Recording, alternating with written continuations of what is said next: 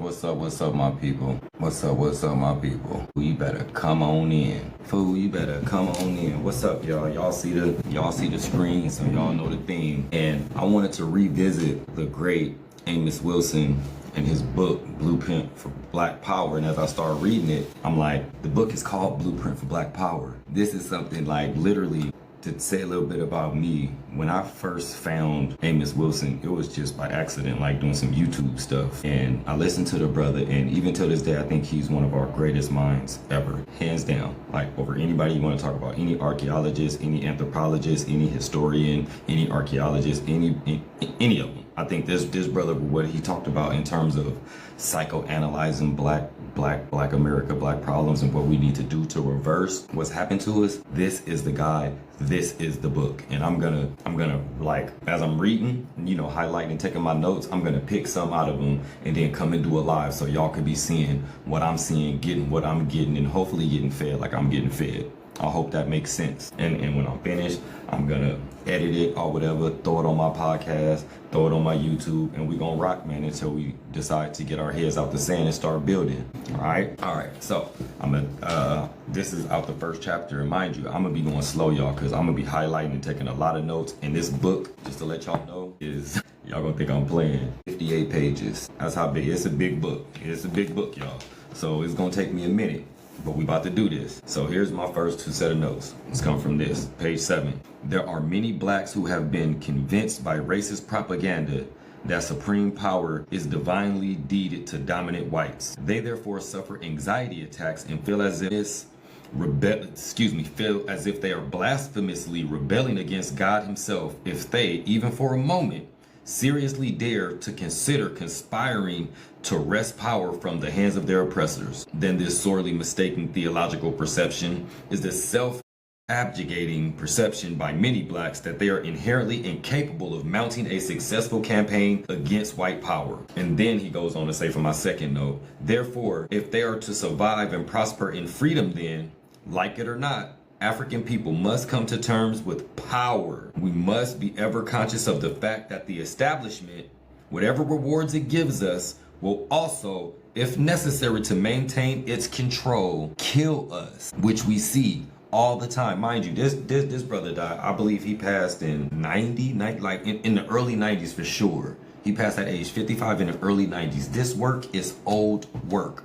But let me tell you some of my thoughts about first, I gotta admit that when I read brothers, when I listen back to some old Malcolm X speeches, or I read or listen to some of Amos Wilson's lectures, I feel like I know that I'm on the right track, and I know the way I'm thinking about the future of our people is the right way. And then at the same time, I feel so discouraged and disheartened as to look at what these men said and what they talk about. Why are we not big up in these men? Why are they not the ones plastered on TV? Why aren't we teaching this to our kids so our kids will have more heart and gumption to do something about our situation? That's a whole nother topic though, about power. In what this book and what we're talking about, we're gonna simplify the definition of power to be the ability to cause or prevent change. Basically just the ability to make stuff happen. That's what we're gonna say power is, okay? Give me a couple minutes, and after I do this, if anybody want to come in and rebuttal or say something else, say something smart, it's all good. Now, it looks like to me that power is a stigma in the black community. It's like power is often associated with something evil, or even worse, like it's exclusive just for white people. And this perception cripples us. It literally keeps us from having any vision for collective empowerment. Let me give you an example. I remember when Jaylen Brown, dude of the Boston Celtics, he had just got a fresh $300+ million NBA contract. And he was on the podium and they said, what are you gonna do with your contract? He says, oh man, I think I wanna see a Black Wall Street, in Boston, recreate what was blah, blah, blah, blah, blah. And you got people, yeah, all this stuff. I'm like, I bet if we was to go to Jaylen Brown and the rest of Black America and say, hey, you don't have to build another one. There's actually a new Black Wall Street in Atlanta, Georgia. Right now, me and the clique was just there in August, and guess who wasn't there? Jaylen Brown with his $300+ million. And when we encourage people and say, y'all, why aren't we investing in Atlanta's new Black Wall Street? But you'll hear everybody online saying, we need to build a Black Wall Street, Black Wall Street. You'll hear all this history. But then when you say, let's do it, what do black people say, y'all? What's the first thing that come out their mouth? But white people gonna burn it down. But they're gonna burn it down. You see?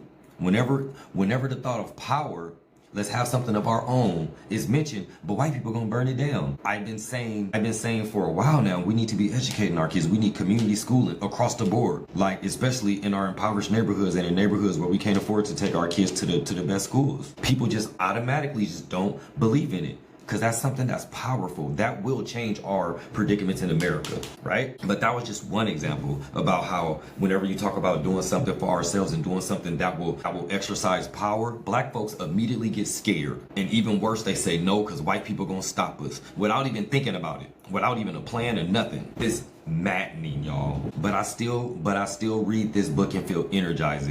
And I know that I'm on the right track, so I'm not gonna stop. But it leads to another question that I have for y'all. Do y'all, for real, seriously y'all, do you guys believe that black people can completely rule ourselves? When I say that, I mean everything. Sustain our own economic and social systems without outside interference. Seriously y'all, do y'all think that we can control our electricity? Do y'all think we can be in control of our water, trash, and sewage?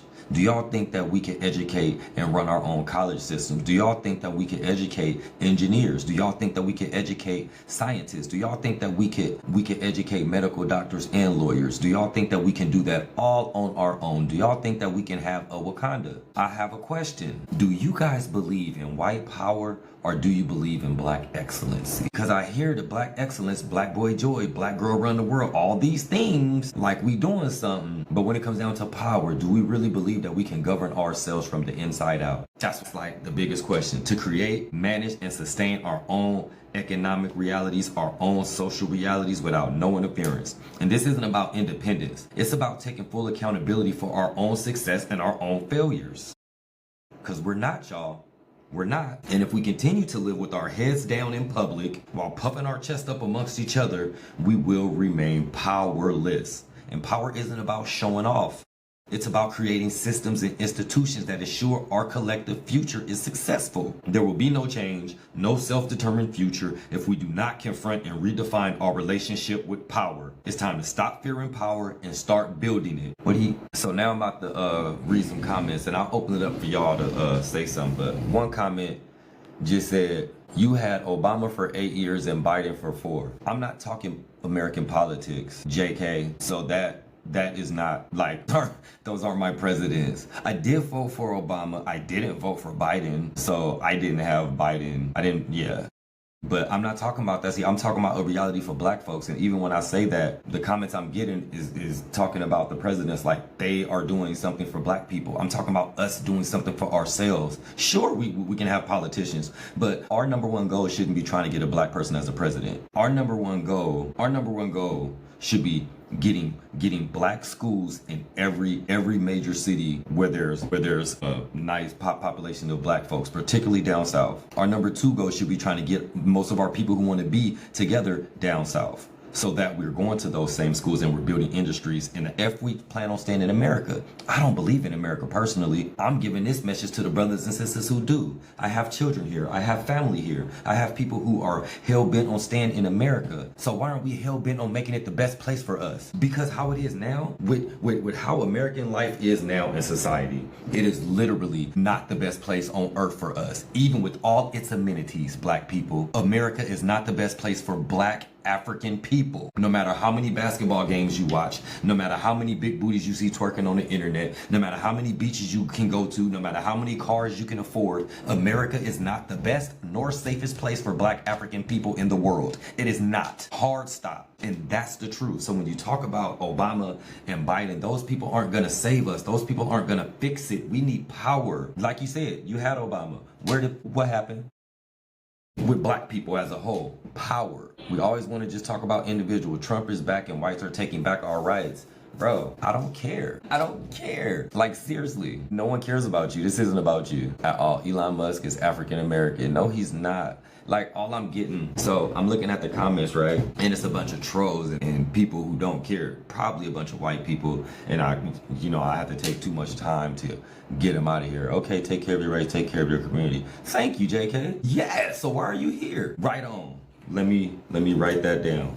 White angel pride. Cool. I need to know these things because I don't kick it with y'all. So I don't, you know what I'm saying? I don't know all the names of y'all group, but that's fine, bro. Like, America is yours. Why are you here? Like, what are you frustrated about? You should not be here talking to me. You should be talking to the European bankers who are taking all of your American money. You should be talking to them Asian bankers who taking all your money.